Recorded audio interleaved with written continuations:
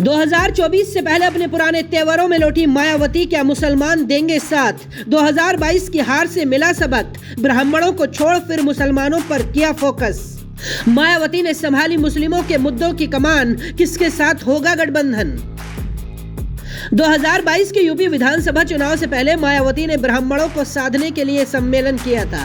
पूरा फोकस दलित और ब्राह्मणों पर था, लेकिन चुनाव में ऐसी हार मिली कि पार्टी के अस्तित्व पर ही संकट आ गया। एक सीट पर सिमटी बीएसपी ने 2022 के चुनाव से बड़ी सीख ली है। उस वक्त मायावती ने बीएसपी की हार का कारण राज्य में ध्रुवीकरण करने वाले मुसलमानों को बताया था। अब उसी हार से मायावती ने बहुत कुछ सीखा है और अपनी रणनीति को पूरा बदल दिया है। जिन मायावती ने विधानसभा चुनाव से पहले 6 महीने में मुस्लिमों के मुद्दों को सिर्फ 8 बार उठाया था, वही मायावती चुनाव में हार के बाद से अब तक 21 बार मुस्लिमों के मुद्दों को उठा चुकी है। इस मामले में मायावती अखिलेश या कांग्रेसी नेताओं से कहीं ज्यादा आगे निकल गई है।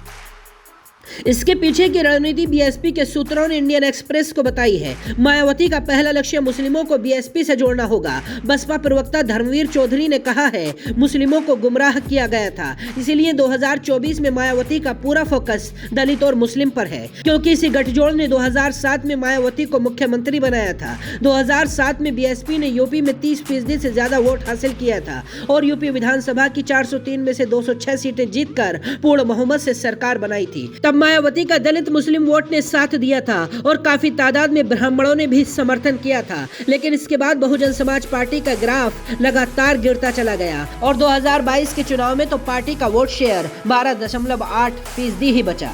इस मामले में बीएसपी सिर्फ कांग्रेस से आगे रही है। 2012 में मायावती की बीएसपी को 80 और 2017 में 19 सीटें मिली थी। हालांकि पिछले लोकसभा चुनाव में मायावती को गठबंधन का फायदा मिला और 19 सीटें बीएसपी जीत गई थी। ये वो दौर है जब मायावती के पास खोने के लिए कुछ नहीं बचा है। विधानसभा में सिर्फ 1 सीट है, इसीलिए बीएसपी नए सिरे से नई रणनीति पर काम करने उतर रही है। सूत्रों का तो ये भी कहना है, मायावती ओवैसी के साथ भी चली जाए तो आश्चर्य नहीं होना चाहिए।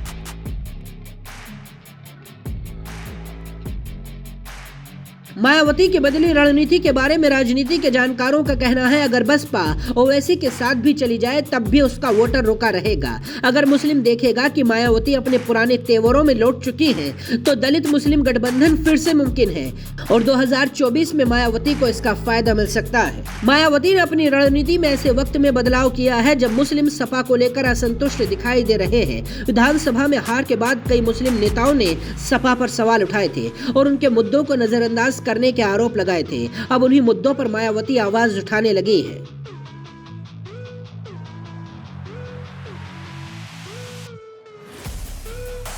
बीएसपी के लिए अपने कोर वोटर का भरोसा जीतना भी चुनौती हो गया है। जब तक बीएसपी अपने पुराने उसूलों पर नहीं लौटेगी, कैडर का भरोसा जीतना नामुमकिन होगा। वैसे जानकारों का मानना है, अगर वाकई मायावती दलित खासकर जाट वोट बैंक को अपने साथ वापस लाकर समाजवादी पार्टी से मुसलमानों के मोहभंग होने का लाभ उठाना चाहती हैं, तो उनको अपने बयानों में वही पुराने और सख्त तेवर लाने होंगे जिनके लिए वो जानी जाती थी।